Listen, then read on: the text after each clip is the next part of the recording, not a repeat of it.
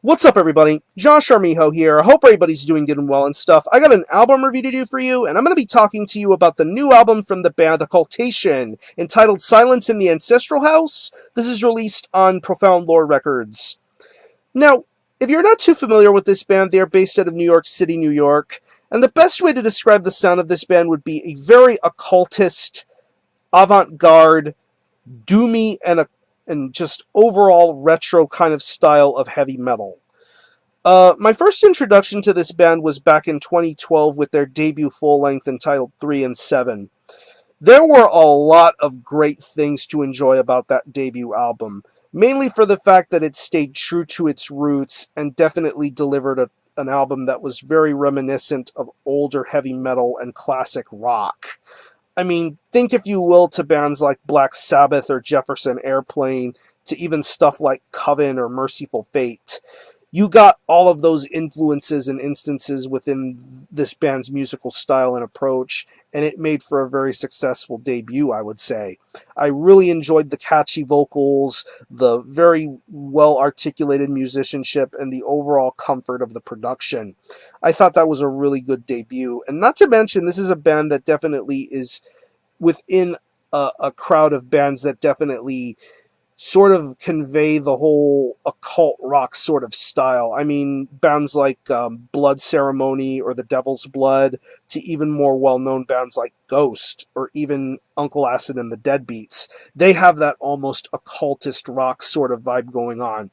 But occultation is something that can definitely feel comfortable for any kind of listener of heavy metal or hard rock. I would say Occultation got the job done with their debut. Now it's been a couple of years since that album, and we have a brand new full length from this band entitled Silence in the Ancestral House.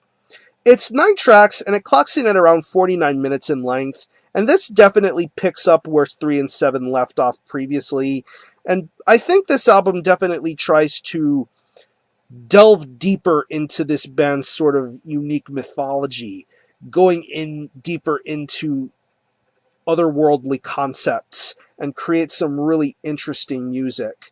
It's a much more in-depth journey than 3 and 7. But let's get on into the music. One of the main things that stood out more than anything on 3 and 7 was the guitar playing. And if I'm not mistaken, the guy who handles the guitar playing is also a member of of a very well-known U.S. black metal outfit known as Negative Plane, notably Nameless Void. He handled some amazing guitar riffs on the debut album from Occultation, and here with Silence in the Ancestral House, he definitely is a more dominant force than he was previously. Um, his riff work is just very stellar and articulate and very top-notch. You hear it on tracks like The First of the Last, and then The Place Behind the Sky. Just some really amazing guitar riffs being done here, and he definitely is a madman behind the axe. It is just sensational to listen to. It's a joy to the ears, and it definitely makes you feel like you're setting the clock backward to older times. To hear those really triumphant sort of guitar riffs going on here. I love the way the riffs are handled. The leads are great. I love the high-end tremolo riffs. The solos are really blaring and really awesome to hear him execute. It just has that nice sound and quality to it, an almost richness to it. And I would say the bass guitar tone is very good too. Definitely a retro kind of bass tone, very audible and clear, and definitely reminiscent of the older kind of heavy metal style. I would attribute that to the production value of this record. If I'm not mistaken, Kurt Ballou is behind the boards. Something completely different for him to handle here, but I think he does a very formidable job with the production and mixing aspects of this album. I think it's really fun to listen to. The guitar and bass work definitely handle their duties properly here, and it's just so awesome to listen to. Moving on to the drums, I think this drummer is a really sensational drummer. Uh, you heard a lot of great fills and rolls and just some awesome classic heavy metal drumming. And here on Silence in the Ancestral House, it definitely showcases its diversity when mainly it becomes either fast or more melodic and slow paced. I definitely think the drumming is very well handled here. Going to the track "Laughter in the Halls of Madness," I just think it's really amazing sounding the way the drums are on that particular track, and then to lengthier tracks like "Forever Hereafter" and the title track. I think the drumming is really stunning to listen to, and definitely an old school style performance. I definitely appreciate what's being executed here with the drums. And moving on to the vocals are very haunting.